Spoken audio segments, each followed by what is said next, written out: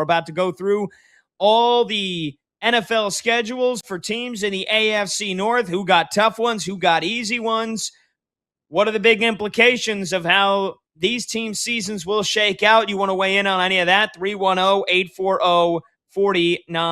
And Cordell, I figured we'll start with the team that you cover, the Baltimore Ravens, because you cover the Ravens as well as covering the Baltimore Orioles for 105.7 The Fan, and you're the co-host of the Fresh Take on the very same station. So excited to talk some Baltimore Ravens with you. I think they got a very easy start to their schedule. They don't play a team that made the playoffs last year until November. I think we both expect Cincinnati to be in that mix this year. Indianapolis was looking like a playoff team until Daniel Jones went down. They play the Cowboys week 3 in Brazil. That'll be an exciting and, unpredictable game. But overall, your thoughts on the Ravens schedule? I think head coach Jesse Minter in year number 1 should be pretty excited about them getting off to a good start. Yeah, I mean, they definitely don't have the brutal start to their schedule the way they did last year. Remember last year they opened up the season in Buffalo. I think week 3 they had to go to Kansas City. And then right after that, they're hosting the Detroit Lions at home as well. And at that time, the Ravens were ravaged with injuries and quite frankly just weren't playing really well. So they kind of got a late start on their season, and it ended up leading to them missing the postseason. One of many things that contributed to them missing the postseason last year. But yeah, you look at the schedule and starting off in Indy could be tricky. Probably not, though. I mean, I don't know what Daniel Jones' status will be going into that game. I would imagine that it's a chance that he doesn't play. And if you're getting Anthony Richardson, you're probably licking your chops if you're Jesse Minter and you're ready to get this Ravens defense on the field. Now, you also got to remember they've got Jonathan Taylor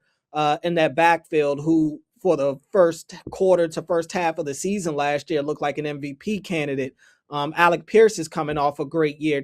They got Warren at tight end. So they've got some pieces and a pretty decent defense as well, but that's not one that really scares you. Like you said, the Cowboys one week 3 jumps out at me just because I think that'll be the first real test for this defense, and a lot of questions about this Ravens defense, a lot of optimism, but still questions. So I think that'll be a real test going up against that Dallas Cowboys offense and a pretty decent defense that the Cowboys will be putting out there as well. Remember, they got Caleb Downs in this past draft in the first round, and in my opinion, he could very well be the best player in that class. So that's a little tricky. I do look at this stretch in the middle portion of the season where, and look, the Browns are the Browns, but going to Cleveland has always kind of been a house of horrors for the Ravens. They may get the win out there, but they do not play well in Cleveland. They get it despite the way that they look in those games. So I'm looking at going to Cleveland, then back home for the Bengals. Back-to-back division games are always going to be tough. Then to Buffalo, which has also been a house of horrors for them here recently. And then hosting the Jaguars, which was a playoff team last year. Hosting the Chargers on Monday Night Football. Jesse Minter going up against his old team. Even going to Carolina could be a little tricky. That Panthers team got better as the year went on. They made the postseason, and they were pretty tough at home last year. And, then you got to go to Houston and play arguably the best defense in the NFL. So I think that stretch there could be a little tricky for them. And also when I look at the last 4 games of the season, the Ravens do have a week 13 bye. I think that'll serve them well. They did pretty good the last time they had a late season bye. But I look at the last 4 games of the season, all division games, including 2 games against Pittsburgh, including week 18 against Pittsburgh at home, which is a TBD game. That could very well be for the division again this year. You never know with the Pittsburgh Steelers. Everybody wants to count them out. We've seen it time and time again. They scratch and claw, and they will at least be in the playoff discussion every year. Now, Tomlin's gone. Maybe they finally bottom out, but it's not like McCarthy is a terrible coach, but there are still questions at the quarterback position and on the offensive line and really on that aging defense as well. So I think a lot of it just depends on what type of Ravens team are we going to see this year? Because if it is the Ravens team that everybody picks to be a Super Bowl contender every year, if Lamar Jackson is going to be healthy, if this defense is really going to come back to life, then this schedule may not be a problem for them. I see no reason. Me and my co-host, we ran through the schedule last night. I went 11-6. I said 11-6 for them right now. That's me being humble about them. I'm not going to put on those purple glasses and pick the Ravens to win every game. This is a team that does have some flaws still. They did miss the postseason last year. I got to kind of see, everybody's expecting Jesse Minter to make this defense elite again. They have pieces. I think they'll be better. I want to see them on the field before I start calling them an elite defense just yet. Yeah, and that's fair. I mean, look, you love the trade of the signing of Trey Hendrickson. We know that they were supposed to have Max Crosby. That went sideways. Okay, you get Trey Hendrickson instead. I tell you what, I love the draft. I love that they got Vega Ione in the first round. That was like, okay, don't overthink it. Best player available, position of need. You got both there in the middle of the first round. And I love that they got Jacoby Lane and Elijah Surratt to fill out that receiving core. It's not going to just all be on Zay Flowers, right? Rashad Bateman took a down had a down year last year. You hope he bounces back, but if not, it's not just going to all be on Zay Flowers. I don't know what to expect for Mark Andrews at this stage in his career, and you don't have Isaiah Likely there as that backup option anyway. But again, you mentioned it, a couple of what ifs that just like it's going to shape the way the Ravens season goes. If Lamar Jackson is able to stay healthy, this team's a playoff team. Like, I just don't see them not making the playoffs if you tell me Lamar plays at least 15 games. And you mentioned what has killed them the last couple of years, the slow starts. One, is that a byproduct of John Harbaugh? Who knows? Jesse Minter is going to have this team ready, but you do have the most favorable part of your schedule in the first 7 weeks. You know, again, that Brazil trip is weird because it's not even like a standalone game. That's a 4:25 p.m. Eastern on Sunday in week 3. And then you come right back and play at home at 1 o'clock Eastern the next week at home against the Titans. So you're not flying over the pond to Europe and not as much jet lag. I think a flight to Rio is maybe from Baltimore is maybe 4 or 5 hours at most. So it's a little bit shorter than going across to Europe. So again, not surprised that there's not a bye week after that. Late bye week for the Ravens. So hopefully they can stay healthy until then. And then after the bye week, we're going to see what that division looks like. You mentioned you play Pittsburgh twice in the final 4 weeks. No matter how good or bad you think the Steelers are, it ended up coming down to the division last year, and the Ravens missed the field goal, and we know how that ended, man. But I think there's no reason this team should be anything worse than 5-1, 4-2 at the absolute worst after the first 6 weeks of the season, and that should give you enough runway to get going and build some rhythm and get some momentum going after that for those 2 tough matchups. Really 4 tough matchups in a row. Bengals, Bills, Jags, Chargers. But you got to get off to a good start this year for the Ravens. If they're going into that game against Cincinnati in week 7 and they're 3-3 or 2-4, I mean, then we're having a much different conversation. I just don't see it happening because I still think they are too good. Yeah, I agree. I think if they're going to be healthy, the Ravens on paper at least have the best roster in the division. Now, Cincinnati did really use this offseason to address their defense. It's not perfect, but they did kind of build it up in terms of personnel. That coaching staff knows that they're on their last leg right now. It's kind of make something happen this year or they're gone. Everybody else in the division moved on from their head coach except the Cincinnati Bengals. So a lot of what ifs with the Bengals. Everybody every year, that's another team that people think is going to be in the running, and they have been a real disappointment here over the last few years. They've got to prove to me that they can win some games before I start putting some stock into the Bengals. A, stay healthy, Joe Burrow, I'm looking at you. And B, show that they can stop somebody on the defensive side of the ball. The Browns are probably going to be the Browns, and God bless them. I love Todd Monken. I think Baltimore is going to miss them, but they are still the Browns right now. It really, in my mind, is going to come down to Cincinnati, Baltimore, and Pittsburgh in this division. And I see no reason why, like you said, if the Ravens are healthy for the most part, that they shouldn't win this division. Yeah, in Cincinnati, they got a gift.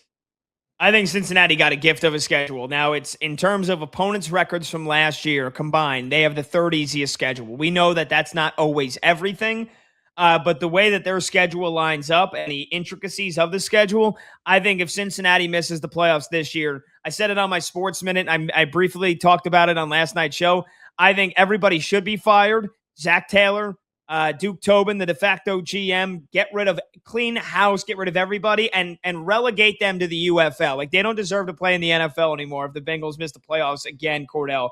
Because not only are the teams on paper from a year ago weak, you look at their schedule.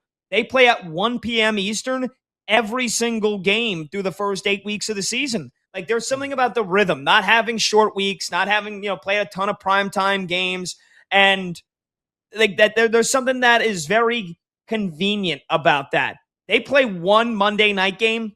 It's week 11 against the Commanders, and then they come back home on the Sunday the week after that and play at home against New Orleans. So it's not like you're going a short week after playing a Monday night and traveling or playing a tough team on paper. And then the one Thursday night game they have is against your Ravens on New Year's Eve. It's the last Thursday night of the season. And at that point, like, you would hope that Cincinnati's not fighting for their playoff lives, but it's not like you got a Thursday night game in the middle of the season and, you're battling injuries and whatnot. Like, it's the end of the year. The one tough thing they have is the Madrid trip. They play the Falcons in Madrid in week 9, and they don't have a bye week after that. So that is going to be tough. But again, you look at the way they start the season, that's probably their toughest. Tampa Bay, Houston, Pittsburgh, Jacksonville. After that, 3 out of the next 4 weeks, they play the Dolphins, Titans, and the Falcons. That other game is against your Ravens, which will be a tough one. They also play the Saints at home. They play the Colts on the road. And they get to play the Browns twice, as does everybody else in this division. So really, it's a gift for me. In my opinion, it's a gift to the Cincinnati Bengals and Joe Burrow. He hated playing on Thanksgiving. Doesn't have to play on Thanksgiving. Barely has to play any short weeks. Wanted to play in Spain, and they get to go play in Spain. So they don't have the bye week after that. That's really the toughest part of their schedule, in my opinion. Yeah, I mean, I think it all boils down to how good will that defense be, because nobody can quibble about the offense. We know the weapons that they have offensively. We know Cincinnati can put points on the scoreboard. Can they stop somebody? That's been the big bugaboo for them over the last few years, for quite some time, to be honest with you. And so when I look at team, it's tough for me. Like, yeah, should they beat a team like the Titans? Absolutely. They should beat the Titans. But would it shock me if that turned into a shootout for whatever reason? Absolutely not, because Cincinnati has had problems getting after the quarterback for quite some time. Now, they did address their defensive line a little bit this offseason. They make the big trade to go get Dexter Lawrence in the middle of that defensive line. We'll see how much of a reward they get out of that. But it's just tough for me to really put a lot of stock into that Bengals team until I see that they're going to make a true commitment to playing on both sides of the ball. Because if you can't stop anybody in this league, you're going to lose. And the Bengals are the real example of, you can have the best offense in the league. If you can't play defense, you won't win in this league. And then also, again, can Joe Burrow stay healthy? Because everybody talks about all these other quarterbacks every year in terms of, will they be available? People have labeled Lamar Jackson to be one of these injury-prone quarterbacks. Lamar hasn't had a single surgery in his career to this point. Joe Burrow, on the other hand, has been one of the more unreliable quarterbacks, premier quarterbacks in this league for quite some time. It's about time he steps up to the plate, and is actually available to his team. He's got, I still think, the best 1-2 punch at receiver in the league. Be available for your team and give them the best shot to win this year. That'll get me to put some stock into the Bengals. It's well said, and that's facts. 3 out of the 6 years of his career, he has missed basically half the season with injuries, and it has sunk them every time. I do love the signing of Boye Mafe. You mentioned the trade for Dexter Lawrence. So, yeah, that front seven, it better be much improved. Otherwise, Al Golden's going to be getting the boot as well after 2 years as the defensive coordinator there, my guy formerly at Notre Dame. All right, let's move on to the Steelers, and let's take a look at their schedule. Now, they also have a mid-season gauntlet that is going to be really, really tough to cope with, and I think Pittsburgh they probably have one of the toughest schedules in the division. They got to play the New England Patriots week 2 on the road. They get the early week 3 matchup against Cincinnati. That's, again, a coin flip probably. The Bengals will probably be favored by over a field goal if they get off to a decent start. But then how about this? Coming off the bye week after week 9. And the Steelers also have a very tough one where they got to go across the pond and play in Paris against the Saints And then they don't have a bye week after that either. They got to come back the next week and play the Cleveland Browns. Off their bye week, they play Cincinnati on the road, the Eagles on the road, Black Friday game against the Broncos, home against the Texans, at Jacksonville on Monday night, and then home against your Ravens and home against the Panthers. I mean, oh my goodness, man. Outside of Cincinnati, that's playoff team after playoff team after playoff team, with the exception of your Ravens and with Cincinnati, who we both expect to be playoff teams this year, and they're both in the division. So I think Pittsburgh, man, they have to get off to a good start, because from week 10 to week 16, that is a freaking gauntlet. And if Aaron Rodgers and Pittsburgh aren't, I don't know, going into the bye week after 8 games at 6-2 or 5-3, there ain't going to be no RELAX to tell everybody. The Steelers, they might be shutting it down early this year, and Rodgers might be headed to an early retirement.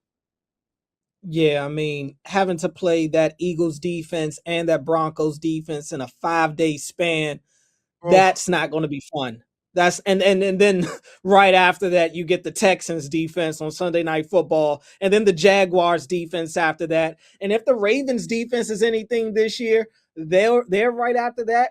And Rodgers would be lucky to make it out in one piece. Dude, it could be really tough. It could be really tough for them.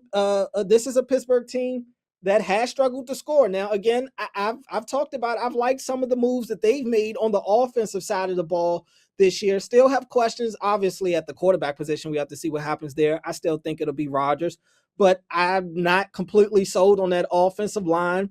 And I'm definitely not sold on that aging and expensive defense that they have as well. So it's a lot of question marks for me with this Pittsburgh team. And looking at this schedule, it doesn't bode well for them. Another reason to count them out. But again, they've been that team that you can't count out, that they just find a way to make it through their schedule and things end up falling their way. They play some of these teams without their best players. Who knows what it is, but they always kind of have a lucky charm in their back pocket or something, to where they're able to steal some games away simply from their style of play. They know how to win ugly, probably better than any other team in the NFL. So we'll see what happens, but no doubt they have a very, very tough stretch in the middle part of their season. Yep, and then let's finish here with the Cleveland Brownies. You know, like you said, the Browns will be the Browns. I think they'll be the Browns as long as they're employing Deshaun Watson as their quarterback, and especially the first couple of games of their season. They're going to be pretty tough ones. They got to go on the road, first 2 games at Jacksonville, at Tampa Bay. Now, the Bucs defense, if it's the Bucs defense that we saw finish the year last year, that actually might be a big game for Deshaun Watson, because Tampa Bay's defense to finish last season was god-awful. Then they come home and play Carolina. Then they got a short week to play the Steelers in week 4. But, again, they finished last place in the division last year. So you're going to face a lot of last place teams from the division last year. They get to play the Jets. They get to play the Titans. They play the Saints. They play the Raiders. They play the Giants. So I know not all of those teams finished in last place, but a good majority of them. And, again, it's going to come down to the quarterback position for me, because we know Cleveland's defense is going to be awesome. And I know that they hired Todd Monken as their head coach. I wanted them to promote Jim Schwartz. So, again, Jim Schwartz resigned, and now it's Mike Rutenberg, who is the defensive coordinator. We'll see. We'll see if it was Jim Schwartz is the reason why that defense has been so damn good, or if it's just Myles Garrett. They got the reigning defensive rookie of the year in Carson Schwezinger. Mm-hmm. It doesn't look like they're going to get good news on Jeremiah Owusu-Koramoah, former Notre Dame. Again, he's going to miss the entire season after that serious neck injury last October. But they bring in Quincy Williams. We'll see what kind of season Mason Graham can have after a pretty underwhelming rookie year, where he only had half of a sack and 49 tackles. So can he take a big step up? But, that secondary, it got better as the year went on, and we know their defense is going to keep them in games. What are they getting from Quinshon Judkins in year 2? Because he looked awesome as a rookie. Then he got hurt. That gruesome-looking ankle injury.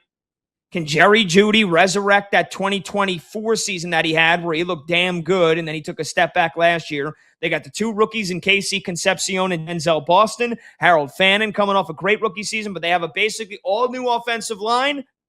And again, Cordell, it's going to come down to what kind of quarterback play you get from Deshaun Watson. And I don't think it's going to be very good. And I think early on in the season, we're going to see the switch to Shedeur Sanders, and we'll see if he can hold on to the starting quarterback position for the rest of the season. But, I mean, 5 wins, just because how easy their schedule is on paper, 5 wins at most for Cleveland again. I think it's going to be another long season. Most likely it will be a long season. I can't go against that. Again, they're the Browns. Most likely it will be another rough year for them. But and maybe this is me, giving some hope to my guy Todd, but I know for sure he's going to elevate that offense. Todd Monken is a really good offensive mind. He's going to bring some things that offense can use. And they've got some pieces. I like them attacking the wide receiver position in the draft this year, not relying on Jerry Jeudy, understanding that you need to get more bona fide pass catchers in that offense. Harold Fannin had a really good rookie season. Judkins was a beast. We'll see how he looks when he comes back, but he was a stud last year. I think it does, regardless of which quarterback starts the year, whether it's Watson or Shedeur, I think we're going to see both quarterbacks play this year. I just think that's what's going to end up happening. I think the defense will still be the defense. I think, and that's no shot at Jim Schwartz, who is great. Jim Schwartz is a great defensive mind, but I can't ignore that they have great defensive personnel on that side of the ball as well, led by probably the best defensive player in football in Myles Garrett. So when I look at the start of their schedule, there is an opportunity here for the Browns to get off to a solid start and be one of the early season surprises. The Jaguars looked great last year down the stretch. They could be one of those teams that regresses this year. The entire AFC South is a mystery. None of those it's tough. As much as I think highly of the Texans defense, I think the opposite of that offense right now until CJ Stroud shows me that he has a pulse. I feel that way about the Jaguars. Trevor Lawrence was great down the stretch. We'll see, but that defense can stand up against anybody. The Bucs were awful, and I think they're going to take a huge step back this year without Mike Evans. And I think that dealing with what's my guy's name, the running back there that's been dealing with the shoulder issue a little bit. I'm drawing Dylan Sampson. No, the other Bucky Irvin. Bucky Irvin was dealing with the shoulder last year. For Tampa. Yeah, he and I think he's still dealing with the shoulder. I don't know what it's going to look like, but I think the Bucs are taking a step back. The Panthers, we'll see, but that's a beatable team. And the Steelers are going to be beatable, and God knows the Jets are always beatable. So that's 5 games there where they could potentially win at least 3 of them. Like, I wouldn't be shocked. That defense will keep them in the game. It's just, can the offense put up enough points to actually win?